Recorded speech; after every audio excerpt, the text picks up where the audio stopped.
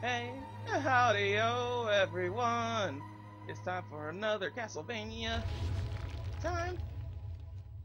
What a crime. So where are we going on to this time? The garden forgotten by time. Oh, I remember when I forgot about my garden. You don't see it creating some sort of dungeon castle thing. You definitely don't. Well, hey, howdy-o, everyone. Last Steel here, and yeah. We're doing it. Hopefully we can beat the game today. I don't know if we will. I have no idea. I just know I have to leave by 4:30 because otherwise Skipper Sam will beat me. And I don't need that. I don't need the beatings. That's what's gonna happen, man. It gets scary. He comes over here with his whip just like Simon Belmont and it gets scary. We're gonna go forward. Because forward, why not? We currently have the axes right now because we're giving axes some nice time to shine. Although I should probably like look into other ones and see what they do because I'm sure they do something really nice and everything. Yeah, well, I'm having a good old time. I actually got some proper sleep, got proper rest. It feels good and I feel alive and everything. This is one of those situations. Oh! You want to go after me? Bad skeletons! It's like, seriously. No, stop it. No. Yeah, it looks like this is like one of the places that you're like, hey, you should probably have visited this like as like one of the first areas. It seems to me like that's the case. I mean, in all honesty, I don't really get that impression a lot with this game. Because it feels more like a Mega Man game, as I keep saying and stating. And I like that. I like the fact that it kind of does that. I wish more Castlevanias would do that. There's this aesthetic thing where it's like off to the side that I just don't like. But aside from that, I think it's like that's what a 3D Castlevania could do. Because doing a Metroidvania style things in 3D is hard enough as it is. I'm surprised Metroid Prime did it, and even then people were still like, there's not fans of Metroid Prime, and it boggles me.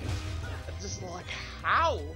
And like the only thing that I got in that's any kind of reminiscent of just like why they don't like it is controls, and it's just like I don't know what to tell you. Like, to get over yourself. Like that's kind of all I have to say, because I played with the controls a lot, and I love the controls. I love Metroid Prime in general, and it confuses me. Anyone could think that way. Like blasphemy. Like how dare you? It's so pretty and everything. Like, if this game was prettier, I think it would straight up, like, get a lot more in terms of, people, like, praising it and seeing this and whatnot. But this is definitely Castlevania is, like, people that like Castlevania in general should play this game, man, because I only see people play, like, maybe, the 2D Castlevanias, and just, like, this is actually really fun.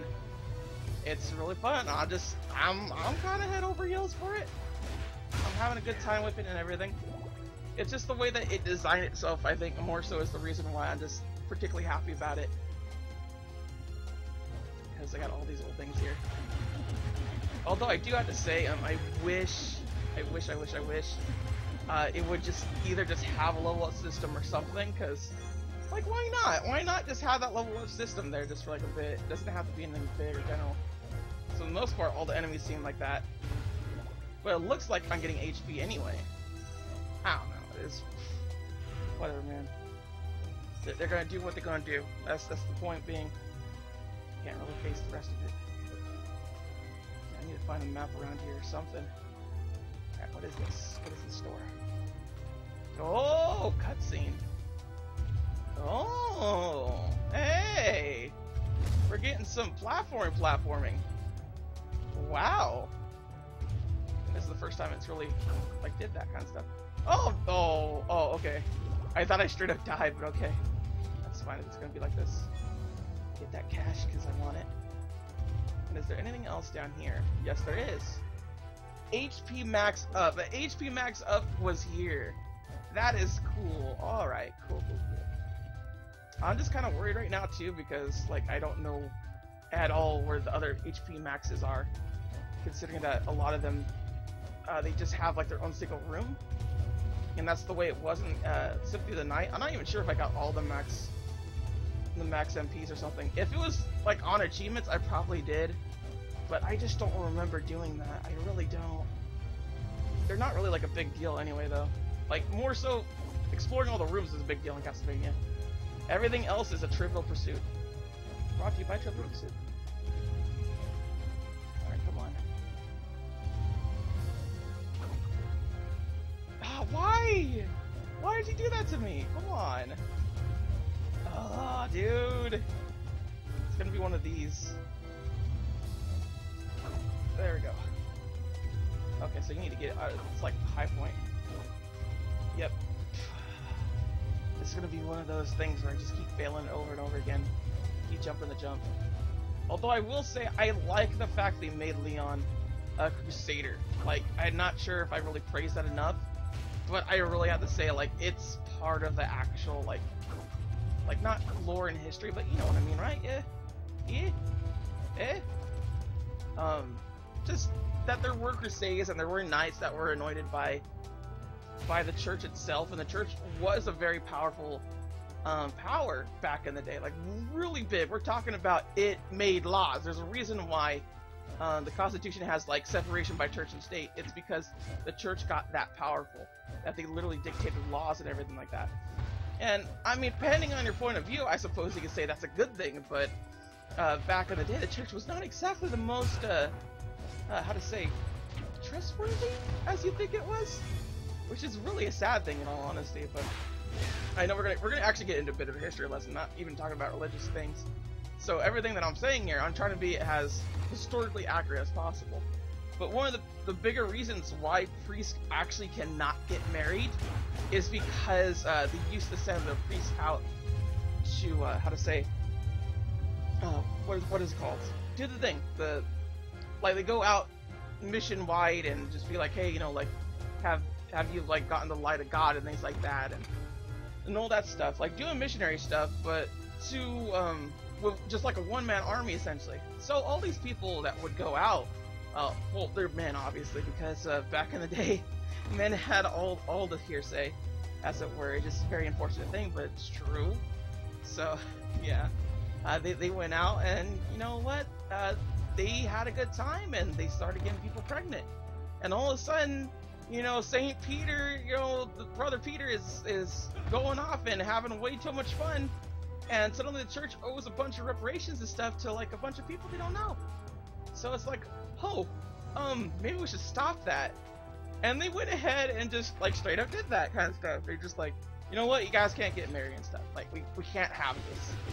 And I know that sounds weird, but like legit, that's like what it was. A lot of things that happen or like are said, or like you can't do stuff like that, it's actually very much in context with the time that it was made. It's not really because it's a bad or good thing. That's largely how it went with the church, and they just never changed it because they're like, we can't really go back on our word. I mean, what will people say? So just one of those things that I just find kind of funny with the whole entire thing. Although I am kind of surprised that the church never has knights anymore, because in all honesty, like, look at this. Look at that, you gotta admit, those coattails look kind of like chain of armors and whatnot. They're kind of cool looking. Like, admittedly enough, I would like to wear some of that. That looks really cool. It really does. So, it's just one of those little fancy things that I just think would be kind of nice to have and whatnot. Maybe not the whole entire, like, church thing, I suppose, like, where you gotta, like, kill in order of the church or whatever. I forget how the Crusades exactly went, but suffice to say, they were very bloody wars, in the name of gods and whatnot. Which, I mean, depending on who you ask, you know, they're gonna say a bunch of things here or there. But for the most part, I think the world has learned from the Crusades at the very least. Though other wars, I don't think so much. So, I mean, like, hey, it's one of those things.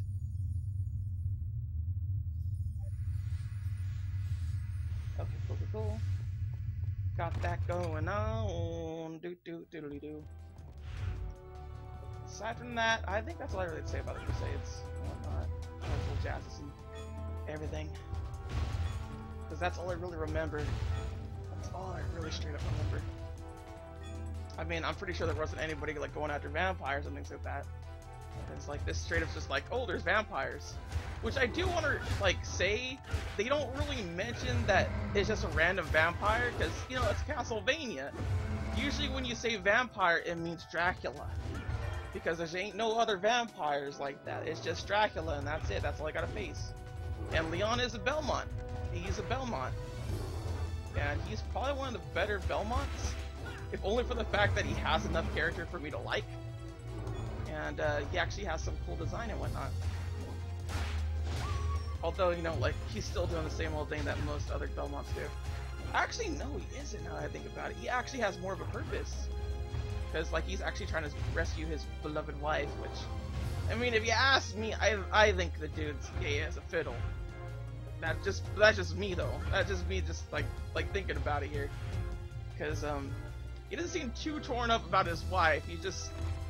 Like, he's just going out and, like, killing people and stuff like that. Just like, well... I gotta do, honey. I'm sorry. Okay, so there's a door block right there, and there's a potion. So I guess I'll just get that potion.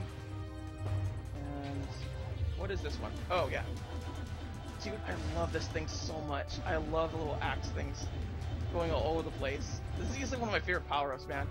I am very glad they made the power-ups very viable in this game, and that you just get different power-ups when you beat a boss. That is just one of the coolest things, honestly, to me. Alright, I should have, like, unlocked it, essentially. Alright, good. So I can go back.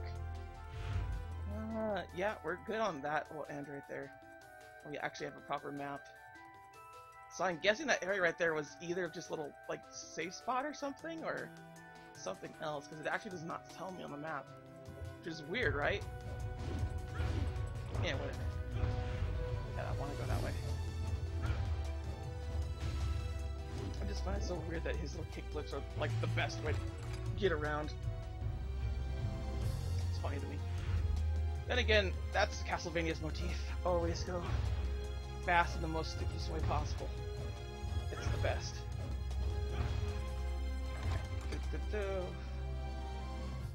Oh, but what's this? Gargoyle! Oh, we're getting gargoyles now. Oh, Snapple. Dude! Why don't we ever, like, see, like, a Gargoyles game? Like, a proper Gargoyles game, anything like that? Like, I would love to see something like that, because Gargoyles is such a great TV show. You can watch it on YouTube for free. Like, legitimately. You can go on YouTube and watch it for free. And for those that don't know what I'm talking about, Gargoyles, it was an old mid-90s show.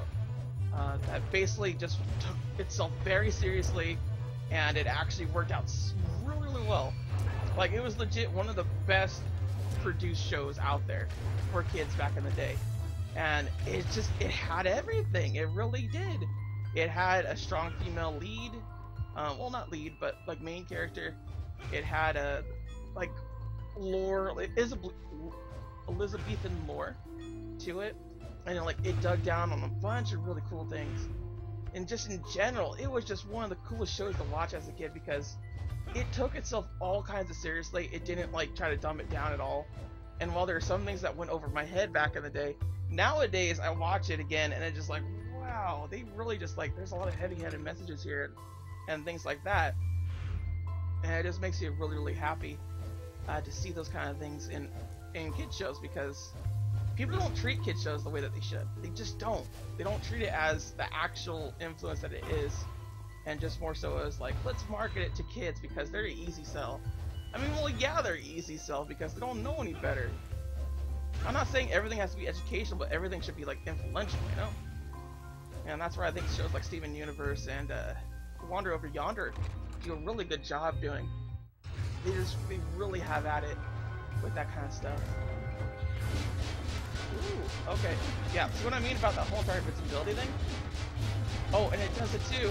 I can just block it and it just goes for it. Oh my god, this is great. Although I really wish I would get some more, like, magic. Okay.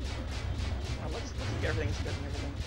But, like, in all honesty, why I mentioned Gargoyles in particular, too, because it's kind of a lot like Castlevania. It dives into a bunch of stuff all at once, and just, like, pays a nice respect to it. It may not handle it the best way possible, but it does its job. It does what it can to actually make it work out as well as it does. And that's what I like about it the most. And that's what I think what I like about Castlevania the most, too. is that it tries to like do everything in terms of like Catholicism and whatnot, and that is something that I've always liked, which is why I like Okami so much too, because Okami does the same basic thing, where just like we're gonna have a bunch of like cultural references and whatnot. I mean, they may not all be significant to a good degree. I mean, especially considering that vampires really aren't all that dangerous when you look at all the other creatures that you face in Castlevania. Like, legitimately, like, vampires have not been considered as dangerous as, what is it to say? As, like, leviathans or, like, serpents and things like that. And yet, Castlevania will just treat it as such, because vampires have this kind of, like, they could kind of weasel their way into the power structure and be like, oh yeah, they're on top because they have magic, I guess, I don't know. But they also have sorcerers in Castlevania, and it's just like, what? So what? Where does the power structure lie? Where does it lie? No one knows. Everyone just knows that Belmonts are on top because, for some reason, their bloodline can straight up just kill vampires. It makes pretty much no sense, but yes, like that's the whole bit. Okay, so good rule in Castlevania. Always go to the rooms that are closer to near dead ends, because that way you don't have to explore more. Well, looks like I kind of fumbled on that one. See, I should have gone over to that one right there. Alright, so I'm gonna go back and go to that one. Ah, oh, great. Also, rule of Castlevania. Look at your map constantly, because you'll do this stuff. You will do this stuff to yourself, and it ain't the best. Buddy, buddy, buddy. Buddy, stop it. Alright, is that it? I just wasted the axes for no reason? Good. Good. I should probably switch the axes to like the green one or something. Meh. Eh. By the way, this music right now, very melancholy. I like melancholy music. That's probably one of my favorite music moods, I would say. I wouldn't really consider it a genre, considering that it's more of a mood thing. Which is very funny too, because a lot of R&B is melancholy, but I can't stand R&B. I literally cannot stand it. It is absolutely a trigger to me. Absolutely, positively, an actual trigger. And not even the most radical sense. Like, legitimately, I'm just always traumatized at the idea of just listening to R&B, because it reminds me of whenever my mom cleans, and I never like it. It doesn't feel, oh, I was supposed to say safe? Like, it keeps me on edge at all times whenever I listen to R&B, and it gets very, very aggravating. And it's something that I learned a while ago when my brother started playing some R&B music, and it got on my nerves so much, just so incredibly much, that I just could not stand it. So, it's just one of those things that I did not even know. Also really sucks that I have to keep finding these enemies. Run out again. Okay, oh right, I need to actually straight up get potions. Yeah, I can actually do a heart repair now. Guy, get out of here, please. I'm just trying to go one way in particular, that's it. Oh, let me do it. Oh my god.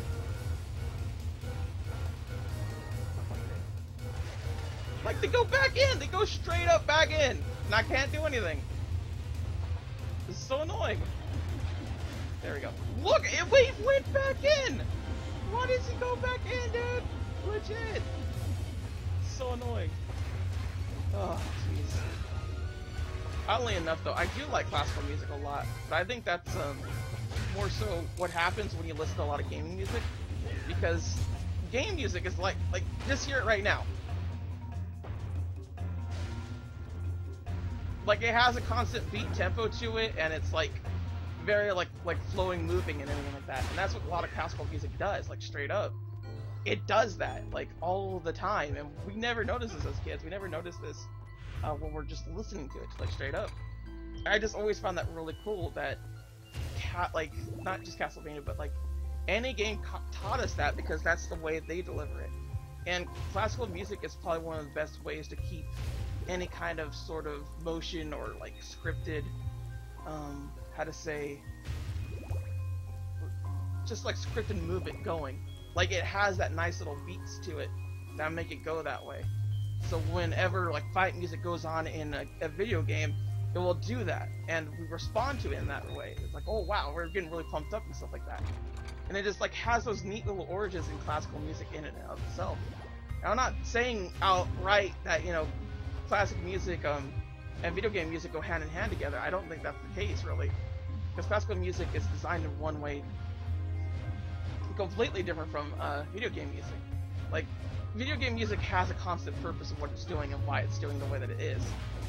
It wants to, like, constantly have those music going on, because otherwise you're playing in nothing and then players start getting bored of their mind. You start thinking about other things and whatnot. I just kind of like, you don't want that. You don't want that in a game. You want them to constantly think about what's going on within the moment. So when I'm actually fighting these enemies right now, and there's no music going around, it's just kind of like, whatever, I don't care about them. Nothing's in danger right now. So I'll be out of focus, and I could have possibly died there. Like, that could have happened. So it's just one of those things that's kind of cool to look at.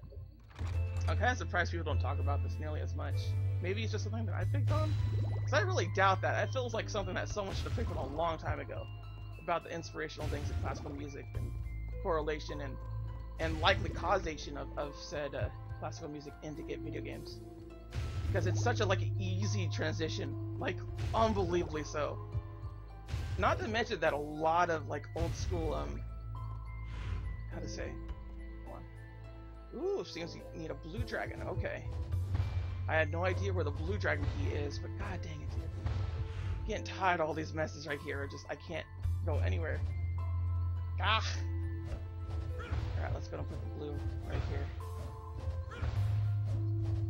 I gotta go all the way back just to put it here properly. Hold on. There. Eh.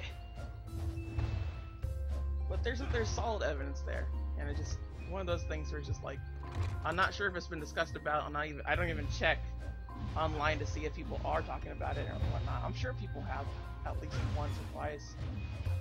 Oh well, that's for somebody else to check out, not me. Not to me. Because as I mentioned before, and I'll mention again previously, I am well aware I am not particularly sound or knowledgeable in music as most other people tend to be. I get a lot of my music from games. I get a ton of it from games. And that's all I really know, in all honesty. Like, as far as my music knowledge goes, it's Weird Al, and that's it. That's all there is to it. And as sad as that could be, like, that's what you're dealing with. That's exactly it. And I like Weird Al a lot. He does a lot of things. He treats a lot of his source material with respect. He gives the artist a lot of respect too, and I always love that. I love that to death. That he is such a stand-up person. And it makes me like his music even more. And I feel like that's like one of the coolest things ever. And I would like to be considered that way too, in all honesty, when it comes to like LPing and all this other stuff. Like, legit, I don't want to ruffle any feathers that I don't need to ruffle. I don't want to do any of those other stuff. I know a lot of people nowadays are going like, well, you gotta be dark and edgy or whatever with the shock humor and this and that. I don't care for that. I really don't. That's why I don't tend to curse a lot. Only essentially when I get mad, because I will get mad. Like, I ain't really, like, trying to censor myself. This is how I talk.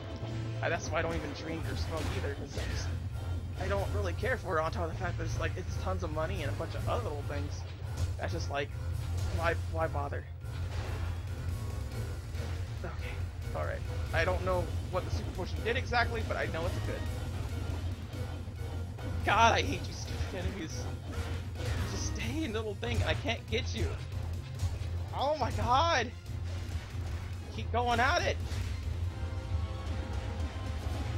No, you don't get to live. No more. Neither do you. Like, if they just didn't lock the room constantly, I would be able to get through this easier. But no.